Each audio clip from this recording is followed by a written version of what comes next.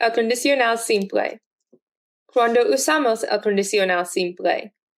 We use the simple conditional tense to talk about hypothetical situations and to make polite requests. Yo mejoraría mi rutina por dormir más.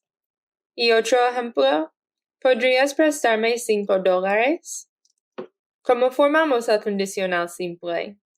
To form the simple conditional for regular verbs, do not remove the infinitive ending of the verb, keep the AR, ER, or IR, and keep it in the infinitive tense. In other words, don't conjugate it. Then attach the appropriate simple conditional ending. If you remember, when you did the future simple, el futuro simple, these rules were exactly the same. So really what's going to change is your endings. As you can see here, you have your simple conditional endings.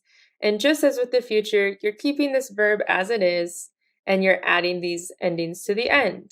So let's practice with the verb hablar, an AR verb. Go ahead and pause, and go ahead and write out the conjugations for each of these forms for the verb hablar. The next slide will have your answers. Okay, here are the simple conditional endings for verbs that end in AR, such as hablar. Unlike the future, there is a written accent on all forms in the simple conditional. So you can see that they are there.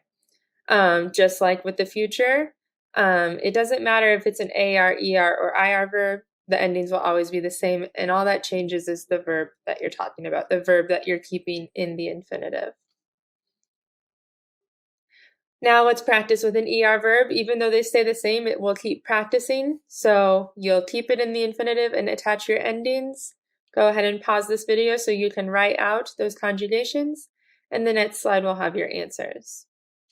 Here are the answers to verbs that end in ER, such as comer. Remember that there's an accent on every form. And this will look familiar because this is just like what you did with hablar. Let's practice with one more verb just to be comprehensive. So we have an IR verb, escribir. Keep it in the infinitive, attach your conditional ending. Pause this video so you can write out the conjugations. Here are the endings for verbs that end in IR, such as escribir.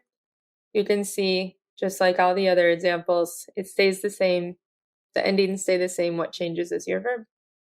Vamos a practicar. So you have 2 sentences here to fill in the blank. You'll practice with the verb ir and with the verb aprender. The next slide will have your answers.